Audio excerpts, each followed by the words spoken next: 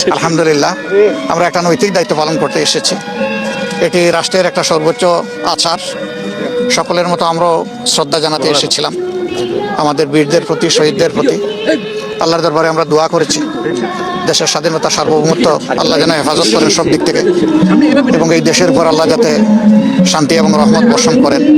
একটা অহিংস, দুর্নীতিমুক্ত, বৈষম্যহীন, মানবিক বাংলাদেশ আমরা সবাই মিলে যেন গঠন করতে পারি। আপনাদের মাধ্যমে পুরা দেশবাসীকে আমরা স্বাধীনতা এবং জাতীয় দিবসের শুভেচ্ছা আবার জানাচ্ছি। আপনারা দোয়া করবেন, ভালো থাকবেন। আজকে মহান স্বাধীনতা দিবস এবং জাতীয় দিবস। আজকের এই দিবসে আমরা আমাদের স্বাধীনতার সপক্ষে যারা ছিলেন, শহীদ হয়েছিলেন, বীরাঙ্গনা হয়েছেন, তাদেরকে শ্রদ্ধার সাথে স্মরণ করছি। এবং আমাদের ৭১-এর যেই আকাঙ্ক্ষা এবং ২৪-এর গণ অভ্যুত্থানের যে আকাঙ্ক্ষা, সেই আকাঙ্ক্ষার ভিত্তিতে সাম্য এবং মানবিক মর্যাদার ভিত্তিতে আমরা এই বাংলাদেশ করতে চাই। আমরা এটার জন্য এই মুহূর্তে কাজ করছি। আমাদের স্বাধীনতার অনেক আকাঙ্ক্ষায় পূরণ হয়নি বলে আমাদের নতুন প্রজন্মকে আবারও রক্ত দিতে হয়েছে, জীবন দিতে হয়েছে। আমরা চাই যে সামনে যাতে এটা আর না হয়। স্বাধীনতা ৫৪ বছর পরে স্বাধীনতা দিবসে স্মৃতিসৌধে গেছে শ্রদ্ধা দিতে। যারা ১৯৭১ সালে বাঙালি করে হত্যা করছে, বাংলাদেশের মানুষ হত্যা করছে, তারাই আজকে স্মৃতিসৌধে খাড়ায় শ্রদ্ধা নিবেদন করে মনোযোগ ধরে। আর পাশে দেখছেন না, যেটা মনোযোগ ধরছে, এটা পাশে এটা খাড়া আছে, মিটমিটে আছে, দেখছিস নি? সেদিন হয়েছিলাম ৫৫ বছর আগে, আজকে আবার আছে তোকে দেখতে। তো করে দেখলে স্মৃতিসৌধে আটকে উঠে বেটা, হায় হায় করছে কি জাংরা হেন হয়ে আছে করে মাইরা হে বেটাইছে এখানে শ্রদ্ধা দিতে। এই ৫৪ বছর পরে যে ঘটনা ঘটছে আজকে, এর চেয়ে লজ্জাজনক ঘটনা আর হইতে পারে না। আর এই যে মুরব্বী করতেছে না, আমরা রাষ্ট্রীয় আচারের কারণে আছি, ঠিকই কইছে।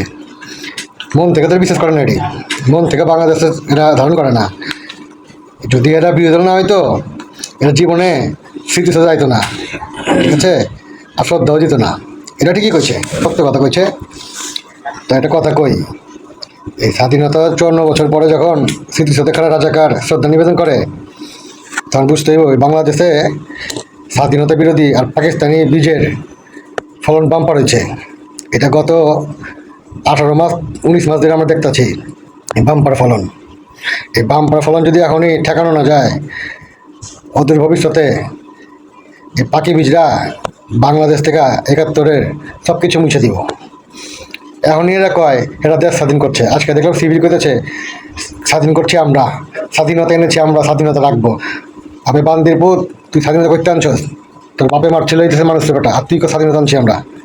হ্যাঁ, স্বাধীনতা ৫৪ বছর পরে অঙ্গীকার হোক আজকে এই মহান স্বাধীনতা দিবস অঙ্গীকার। রাজাকার এবং রাজাকারের নাতিপুতি এবং তাদের এই পাকি বীর্যমুক্ত বাংলাদেশ গড়ার সবাইকে স্বাধীনতা দিবস শুভেচ্ছা। জয় বাংলা, জয় বঙ্গবন্ধু।